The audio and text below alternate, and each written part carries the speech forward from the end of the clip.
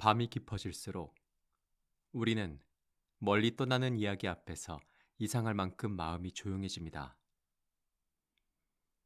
지금 이 순간 당신을 데려갈 곳은 바다 건너의 낯선 항구이기도 하고 검은 연기를 뿜는 기차가 달리던 오래전 대륙이기도 하며 무엇보다 한 사람의 인생이 아주 느리게 바뀌어가는 길 위이기도 합니다. 오늘 들려드릴 이야기는 주일 베른의 대표작 80일간의 세계 일주입니다. 이 작품은 겉으로 보면 과연 80일 안에 세계를 한 바퀴 돌 수 있을까라는 대담한 내기에서 시작되는 모험담입니다. 하지만 끝까지 듣고 나면 알게 됩니다. 이 이야기는 단지 세계를 도는 이야기가 아니라 시간에만 충실하던 한 남자가 예상할 수 없는 세상을 지나며 마침내 사람과 마음의 가치를 배우게 되는 이야기라는 것을요. 그럼 지금부터 시계처럼 정확한 남자 필리어스 포그와 함께 80일간의 긴 여행을 시작해 보겠습니다. 런던의 어느 조용한 거리. 그곳에는 한 채의 오차도 없이 살아가는 남자가 있었습니다. 그의 이름은 필리어스 포그. 그는 유명한 신사였지만 사치스럽거나 화려한 사람은 아니었습니다. 오히려 그의 삶은 지나치게 단정했고, 지나치게 일정했고, 지나치게 정확했습니다. 그는 거의 매일 같은 시간에 일어나고, 같은 시간에 식사를 하고, 같은 시간에 외출하고, 같은 클럽에 가서 같은 의자에 앉았습니다.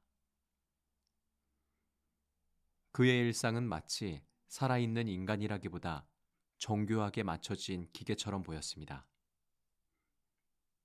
그가 웃는 모습도, 화내는 모습도, 흥분하는 모습도 좀처럼 볼 수 없었습니다.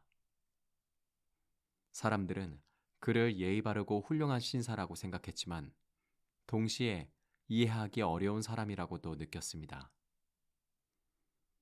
그는 늘 곁에 있으면서도 어딘가 멀리 떨어져 있는 사람처럼 보였기 때문입니다. 바로 그런 포그의 집에 어느 날 새 하인이 찾아옵니다. 프랑스 출신의 장 파스파루트였습니다. 파스파루트는 포그와 정반대의 사람이었습니다.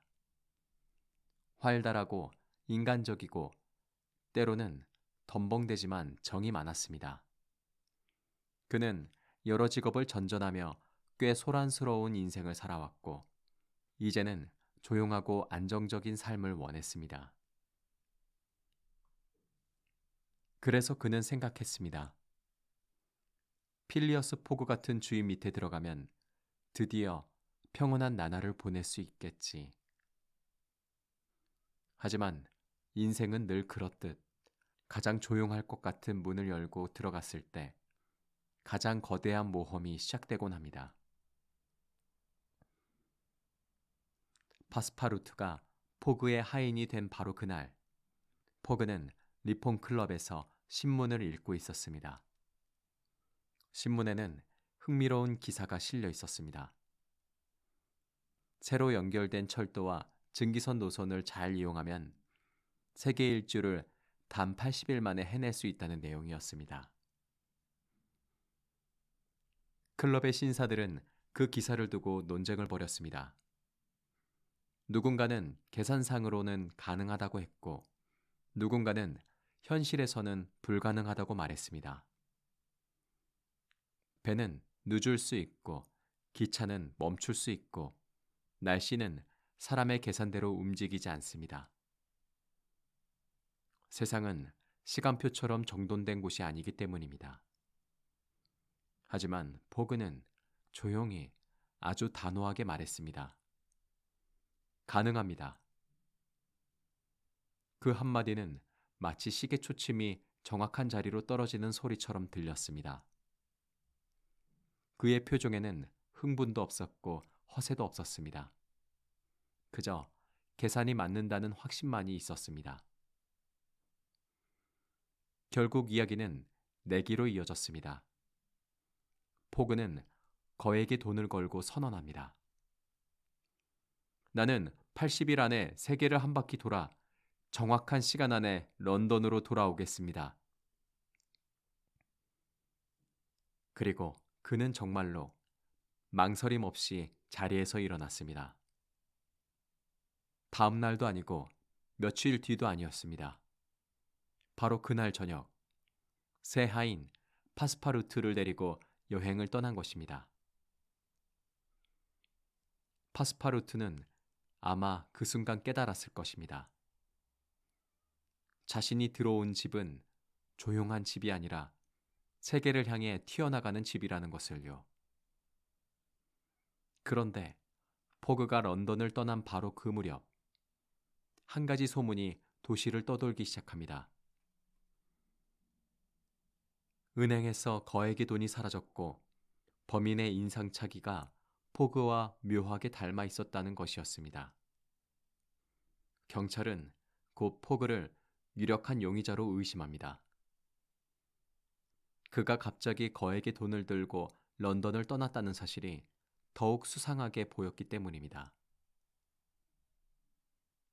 이때 등장하는 인물이 바로 형사 픽스였습니다. 픽스는 포그가 세계 일주를 핑계 삼아 경찰의 추적을 피하고 있다고 믿게 됩니다. 그래서 그는 포그를 몰래 뒤쫓기 시작합니다. 여행은 이제 단순한 내기가 아니라 추적과 오해가 함께 따라붙는 모험이 됩니다. 포그와 파스파루트는 런던에서 출발해 프랑스를 지나고 수에즈를 거쳐 인도로 향합니다. 처음에는 모든 것이 계획대로 흘러가는 듯 보였습니다. 포그는 손에 쥔 시간표를 믿었고 기차와 배를 정확히 갈아타며 하나의 톱니바퀴처럼 여행을 밀고 나갔습니다. 그러나 세상은, 특히 먼 길 위의 세상은 언제나 종이 위의 계산과는 다르게 움직입니다. 인도에 도착한 포그 일행은 예상치 못한 문제와 맞닥뜨립니다. 시간표상으로는 연결되어 있어야 할 철도 구간이 실제로는 아직 완성되지 않았던 것입니다. 종이 위에서는 이미 이어진 길이 현실에서는 끊겨 있었습니다. 대부분의 사람이라면 그 자리에서 당황했을 겁니다. 하지만 포그는 거의 표정 하나 바꾸지 않습니다. 그는 현실을 탓하지도 않고 화를 내지도 않고 그저 다음 수단을 찾습니다. 그리고 결국 그는 코끼리를 사서 이동하기로 결정합니다. 세계 일주라는 거대한 도전 한가운데서 기차 대신 코끼리라니. 이 장면은 우스우면서도 묘하게 상징적입니다. 필리어스 포그는 완벽한 계획의 사람이지만 동시에 계획이 무너졌을 때 가장 빨리 새로운 길을 찾는 사람이기도 했습니다. 바로 그 인도의 길 위에서 이 여행 전체를 바꿔놓을 사건이 벌어집니다. 포그 일행은 우연히 한 젊은 여인이 죽은 남편의 장례와 함께 산채로 희생될 위기에 놓여 있다는 소식을 듣게 됩니다. 그녀의 이름은 아우다. 이 일은 포그에게 아무 상관도 없는 일이었습니다. 그는 지금 80일 안에 런던으로 돌아가야 하는 사람이고 시간은 이미 빠듯했습니다. 그런데도 그는 멈춥니다. 그리고 결정합니다. 그 여인을 구하겠습니다.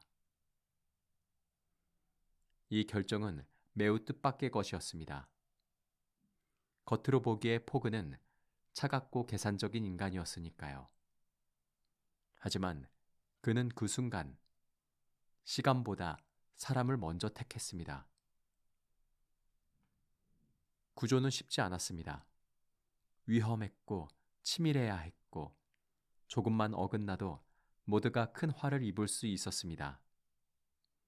하지만 파스파루투의 용기와 재치 덕분에 아우다는 무사히 구조됩니다. 이제 여행은 더 이상 한 신사의 내기만이 아니게 되었습니다. 그들의 곁에는 구해낸 한 사람의 삶이 함께하게 됩니다. 아우다는 처음에는 불안과 충격 속에 있었지만 곧 포그의 침착함과 의외의 선의에 깊은 인상을 받습니다. 파스파루투 역시 그녀를 살뜰하게 돌봅니다. 이렇게 셋의 여정은 계속됩니다. 하지만 그림자처럼 따라붙는 사람이 있었습니다. 형사 픽스입니다. 픽스는 여전히 포그가 범인이라고 믿고 있었습니다. 그는 영장이 도착하기만 하면 어디서든 포그를 체포할 생각이었습니다. 그러면서도 당장은 포그 일행을 놓치지 않기 위해 겉으로는 친절한 동행자처럼 행동합니다. 이 오해는 이 소설을 더욱 흥미롭게 만듭니다. 독자는 포그가 무죄라는 걸 알고 있지만 작품 속에서는 누군가가 계속 그를 의심하며 뒤쫓고 있으니까요.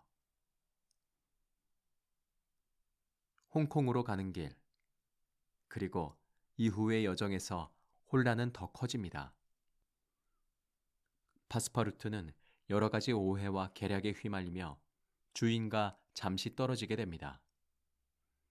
그는 어쩔 줄 몰라 하면서도 살아남기 위해 움직입니다. 낯선 땅, 낯선 사람들, 말도 잘 통하지 않는 곳에서 파스파루투는 특유의 생명력으로 버텨냅니다. 때로는 고계단에 섞여 공연을 하기도 하고, 때로는 눈앞의 위험을 몸으로 막아내기도 합니다. 그는 단순한 우스운 조연이 아닙니다. 이 이야기에서 파스파루투는 포그가 잃고 살아온 인간적 온기를 대신 품고 있는 인물입니다. 그가 놀라고 웃고 두려워하고 기뻐할 때 우리는 이 거대한 세계 일주를 조금 더 가까이 느끼게 됩니다. 그리고 포그 역시 겉으로는 무심해 보여도 파스파루투를 결코 버리지 않습니다. 그가 사라지면 찾아내고 위험에 빠지면 구하려 합니다. 두 사람의 관계는 점점 주인과 하인을 넘어 믿고 의지하는 동행자의 관계가 되어갑니다. 일행은 일본을 거쳐 마침내 태평양을 건너 미국으로 향합니다. 그리고 이때부터 이야기는 또 다른 색을 띱니다. 유럽과 인도, 홍콩, 일본의 풍경이 낯선 항구와 종교와 시장의 느낌이었다면 미국 대륙은 더 거칠고 더 빠르고 더 예측할 수 없는 공간으로 그려집니다. 샌프란시스코에서 출발한 대륙 횡단 열차 안에서는 온갖 사건이 이어집니다. 기차가 멈추고 충돌이 일어나고 때로는 길이 막히고 때로는 목숨을 위협하는 상황까지 닥쳐옵니다. 특히 원주민의 습격으로 인해 일행이 큰 위험에 빠지는 장면은 이 여정이 더 이상 낭만적인 여행은 아니라는 것을 보여줍니다. 그 와중에 파스파루투는 주인을 위해 몸을 던집니다. 포그는 또 한 번 결정을 내려야 합니다. 시간을 포기할 것인가, 사람을 포기할 것인가. 처음에 포그였다면 혹시 계산을 더 먼저 생각했을지도 모릅니다. 하지만 이제 그는 그렇지 않습니다. 그는 파스파루투를 구하기 위해 소중한 시간을 희생합니다. 이 대목에서 우리는 확실히 알게 됩니다. 이 여행은 포그를 바꾸고 있다는 것을요. 처음 런던에서 출발했을 때의 포그는 정확함 그 자체였습니다. 그러나 지금의 포그는 정확함 속에 책임과 의리를 함께 품고 있는 사람이 되어가고 있었습니다. 그는 여전히 조용하고 여전히 크게 감정을 드러내지 않지만 선택이 달라졌습니다. 사람은 결국 선택으로 드러나는 법입니다. 여행이 후반으로 갈수록 포그의 계산은 점점 위태로워집니다. 배는 늦고 노선은 어긋나고 예상치 못한 일들은 끊임없이 튀어나옵니다. 그러나 포그는 그 모든 상황 앞에서 늘 같은 태도를 유지합니다. 절망적인 순간에도 허둥대지 않고 할 수 있는 일과 할 수 없는 일을 구분하고 지금 당장 가장 현실적인 방법을 택합니다. 필요하다면 큰 돈을 써서라도 시간을 사들이고 필요하다면 불가능해 보이는 길이라도 억지로 열어젖힙니다. 그는 낭만적인 몽상가가 아닙니다. 그는 철저히 현실적인 인간입니다. 그런데 이상하게도 그 현실성이야말로 그를 가장 멀리 데려갑니다. 마침내 포그 일행은 영국 가까이까지 돌아옵니다. 이제 정말 얼마 남지 않았습니다. 길고도 험했던 세계 일주가 거의 끝나가는 듯 보입니다. 하지만 바로 그때 가장 억울하고도 치명적인 일이 벌어집니다. 형사 픽스가 드디어 포그를 체포하는 것입니다. 픽스는 런던에서 도착한 영장을 손에 쥐고 확신에 찬 얼굴로 포그를 붙잡습니다. 그는 자신이 마침내 은행 강도를 잡았다고 믿고 있었습니다. 포그는 그 순간 아무리 정확한 사람이라도 어찌할 수 없는 종류의 지연 속에 갇히고 맙니다. 그런데 이내 밝혀집니다. 진범은 따로 잡혔고 포그는 무죄였습니다. 픽스는 엄청난 착오를 저질렀던 것입니다. 하지만 이미 늦은 것처럼 보였습니다. 포그는 억울하게 귀중한 시간을 잃었고 자신은 이제 내기에 졌다고 생각합니다. 80일 안에 런던에 도착하지 못했다. 모든 것이 끝났다. 이 대목에서 이야기는 놀랍도록 조용해집니다. 그토록 많은 바다와 기차와 사건을 지나왔는데 정작 가장 큰 패배는 이 조용한 순간에 찾아옵니다. 포그는 집으로 돌아옵니다. 그는 소리내어 분노하지도 않고 억울함을 길게 토로하지도 않습니다. 그저 담담하게 그러나 깊은 침묵 속으로 가라앉습니다. 평생 자신을 지탱해온 질서와 정확성이 마침내 무너졌다고 느꼈을 것입니다. 그가 잃은 것은 단지 돈만이 아니었습니다. 어쩌면 그는 자기 자신이 믿어온 방식 자체가 산산이 부서졌다고 느꼈을지도 모릅니다. 그런 포그 곁에 아우다가 있습니다. 아우다는 긴 여행 속에서 포그의 진짜 모습을 보았습니다. 말은 적지만 위험한 순간마다 사람을 버리지 않는 사람. 차갑게 보이지만 결정적인 순간에 가장 따뜻한 사람.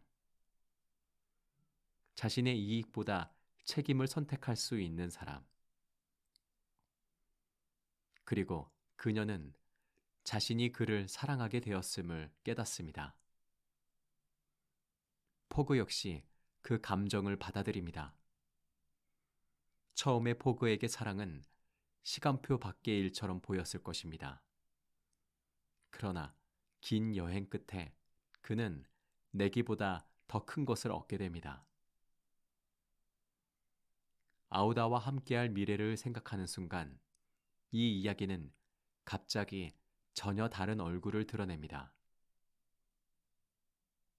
포그는 자신이 완전히 패배한 것은 아닐지도 모른다는 아주 작은 가능성과 맞닥뜨리게 됩니다. 왜냐하면 그는 여행 내내 동쪽이 아니라 서쪽으로 이동하며 세계 한 바퀴를 돌았기 때문입니다. 지구를 한 방향으로 계속 돌다 보면 날짜 계산에 미묘한 차이가 생깁니다. 매번 현지 시간에 맞춰 생활했기 때문에 포그는 자신도 모르게 하루를 벌고 있었던 것입니다. 그가 80일째라고 생각한 날은 사실 런던 기준으로는 아직 79일째였습니다. 이 사실을 깨닫는 순간 포그는 다시 움직입니다. 오랜 시간 감정을 드러내지 않던 그 사람에게도 그 순간만큼은 심장이 뛰었을 것입니다. 그는 곧바로 리폼 클럽으로 향합니다.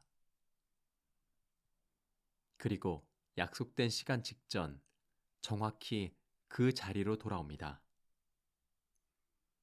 클럽의 신사들은 믿을 수 없다는 듯 그를 바라봅니다. 패배한 줄 알았던 남자가 마지막 순간 문을 열고 들어와 조용히 그리고 완벽하게 승리를 증명한 것입니다. 그렇게 포그는 내기에서 이깁니다. 하지만 이 이야기의 아름다움은 승리가 돈 때문이 아니라는 데 있습니다. 처음 세계 일주를 시작했을 때의 포그는 시간을 믿는 사람이었습니다. 모든 것이 계산 가능하다고 믿는 사람이었습니다. 그러나 80일의 끝에서 그는 비로소 알게 됩니다. 세상은 계산대로만 움직이지 않는다는 것. 길은 끊기고 배는 늦고 오해는 생기고 사람은 예정보다 더 오래 마음에 남는다는 것. 그리고 그 모든 예측 불가능함 속에서도 끝내 우리를 앞으로 나아가게 하는 것은 정확한 시계가 아니라 누군가를 구하려는 마음, 누군가를 기다리는 마음, 누군가와 함께 돌아가고 싶은 마음이라는 것을요.